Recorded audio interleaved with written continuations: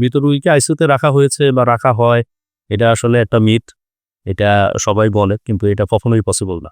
যদি পসিবল হতো তাহলে বাংলাদেশে এ ধরনের অনেক মানুষ আছে যারা নিজেদের ফ্যামিলি মেম্বারকে হয়তো ডিপ ফ্রিজে রেখেছে, আপনারা শুনেছেন, বা এই ধরনের করেছে। তো এরকম অনেকেই আছে সলভেন্ট, যাদের জন্য এটা আসলে কোনো ব্যাপারই না। এরকম একটা আইসিইউ চালানো যেত মৃত মানুষ দিয়ে। কিন্তু এটা কখনো হয় না, এটা কখনোই সম্ভব না। মৃত মানুষকে কখনো আইসিইউতে রাখা যায় না। যে মারা যায় সে মারাই যায়। আসলে হয় কি? বিষয়টা হলো যে কিছু মানুষ থাকে যারা আসলে অজ্ঞান থাকেন, যাদের জ্ঞান থাকে না, তাদের বেঁচে ফেরার সম্ভাবনাটাও খুবই কম থাকে। কিন্তু তখনও তার হার্ট চালু, তার কিডনি চালু, তার ইন্টারনাল অর্গান যা আছে, শরীরের ভেতরে অন্যান্য অঙ্গ-প্রত্যঙ্গ যা আছে সবকিছুই চালু আছে। শুধু সে শ্বাস নিতে পারছে না। হয়তো তার জ্ঞানও নাই। তখন তাকে শ্বাসের সাপোর্টটা মূলত দিতে হয়। এই শ্বাসের সাপোর্টটাই ভেন্টিলেটর মেশিন থেকে আসে। সেটা আমাদের ফুসফুস যেরকম বাতাস নেয় ছাড়ে, শ্বাস নেয় ছাড়ে, মেশিনটা তখন সেইটার রিপ্লেসমেন্ট হিসেবে কাজ করে। যেমন কারো কিডনি যদি নষ্ট হয়ে যায়, ডায়ালাইসিস লাগে।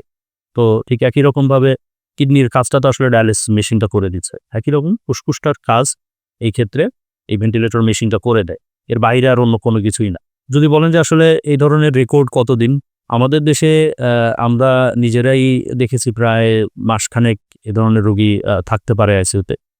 আ যেখানে তার অন্যান্য কোনো ধরনের অর্গান সাপোর্ট কোনো কিছুই কাজ করছে না। বাট তাকে শ্বাসের সাপোর্টটা দেওয়ার পরে ফ্যামিলি মেম্বারদের রিকোয়েস্টে দেখা গেছে তার এরকম সময় লেগে গেছে। আর যদি বিশ্বের রেকর্ড বলেন, তাহলে সেটা আসলে অনেক বেশি। যেমন আপনারা জানেন যে সৌদি আরবের একজন প্রিন্স সম্প্রতি মারা গিয়েছেন। তার রেকর্ডটা ছিল প্রায় ২০ বছরের বেশি। তিনি ডিরেক্টর সাপোর্টেই ছিলেন ট্র্যাকেস্টমির মাধ্যমে। তার একটা রোড ট্রাফিক অ্যাক্সিডেন্টের পরে তিনি অজ্ঞান হয়ে যান। এরপরে সে মারা গিয়েছেন সম্প্রতি। এবং সর্বোচ্চ রেকর্ড আছে আসলে ৩০ বছরেরও বেশি, প্রায় ৩১ বছর পোল্যান্ডের একজন ব্যক্তির, যিনি ভেন্টিলেটর সাপোর্ট নিয়ে বেঁচে ছিলেন।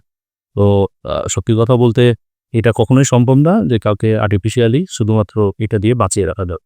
হ্যাঁ, ফ্যামিলি মেম্বাররা যদি বলে যে তারা ভেন্টিলেটর সাপোর্ট খুলে দিতে অথবা কন্টিনিউ করতে, সেক্ষেত্রে আসলে কি হয়? হ্যাঁ, এটা অবশ্যই, যেহেতু এখানে আ আ ফিন্যান্স একটা বড় ফ্যাক্ট। ওয়ার্লড ওয়াইড অন্যান্য দেশে হলে এটা কোনো বিষয়ই ছিল না। কারণ সেখানে ইন্স্যুরেন্স সবকিছু কাভার করে। আমাদের দেশে আইসিইউ সাপোর্ট, আ এইটার যে খরচ, চিকিৎসা খরচ, ইনভেস্টিগেশন এর খরচ, পরীক্ষা-নিরীক্ষার খরচ সব মিলায় আসলে একটা বড় রকমের বার্ডেন হয় লোকের জন্য। তো কখনো কোনো ফ্যামিলি মেম্বার যদি এই ধরনের ডিমান্ড করে, সেটা প্রতিষ্ঠান অনুযায়ী তাদের আ আ যে রুলস আছে, তাদের যে নিয়ম আছে সেটা অনুযায়ী কখনো খুলে দেয়। অথবা কোনো সেন্টার এটাকে কন্টিনিউ করে।